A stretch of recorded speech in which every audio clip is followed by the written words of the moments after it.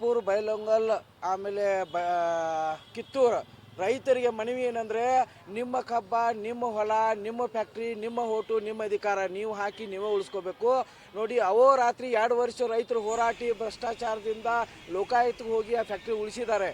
Basavaraj Mokashi father ಅವರಿದ್ದಾಗ 6 ಕೋಟಿ ಸಾಲ ಹರಿದ 3 ವರ್ಷದಲ್ಲಿ 13 ಕೋಟಿ ಡೆಪಾಸಿಟ್ ಇಟ್ಟಿದ್ರು. ಈಗ 100 ಕೋಟಿಗಿಂತ ಹೆಚ್ಚು ಸಾಲ ಆಗಿದೆ. ಇದನ್ನೆಲ್ಲ ಸರಿ ಮಾಡಿ ನಿಮಗೆ ಫ್ಯಾಕ್ಟ್ರಿ ಸರಿಯಾಗಿರ್ಬೇಕಂದ್ರೆ ಬಸವರಾಜ್ ಮೊಕಾಶಿ ಅವ್ರ ಪ್ಯಾನಲ್ 15 ಜನಕ್ಕೆ ವೋಟ್ ಹಾಕಿ ತರಬೇಕು. ನೋಡಿ MLC ಚಂದ್ರರಾಜ್ ಹಟ್ಟಿಹೊಳಿ ಉಳಿದ MLAಗಳು 2 ವರ್ಷ ರಾತ್ರಿ ಧರಣಿ ಮಾಡಿದಾಗ ಯಾರು ಹೋಗಿ ಮಲಗಿದೇರೇನಾ ಅದೇರೇನಾ ಏನು ಸಮಸ್ಯೆ ಇದೆ ಕೇಳಕ್ಕೆ ಹೋಗಿಲ್ಲ.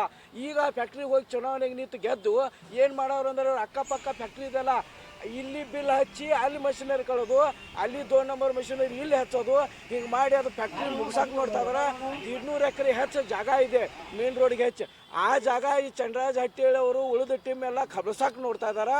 ಆಮೇಲೆ MLC MP ಆದದ ಜನರ ಸೇವಾ ಮಾಡಕ್ಕೆ ಕೆಲಸ ಮಾಡಕ್ಕೆ ಅದನ್ನ ಕೆಲಸ ಬಿಟ್ಟು ಶುಗರ್ ಫ್ಯಾಕ್ಟ್ರಿ ತೆಗೆದ್ನಿ, ಮಸಾಲೆ ಫ್ಯಾಕ್ಟ್ರಿ ತೆಗೆದ್ನಿ, ಫಿಲ್ಮ್ಗಳು ಬ್ಲ್ಯಾಕ್ ಮನಿ ಯೂಸ್ ಮಾಡಿ ಫಿಲ್ಮ್ ತೆಗೆದ್ನಿ, ಹಿಂಗೆಲ್ಲ ಮಾಡ್ಕೋತ ಹೋದ್ರೆ ಇವ್ರನ್ನ ಯಾಕೆ ಆರಿಸ್ತಾ ಇರ್ಬೇಕ್ರಿ?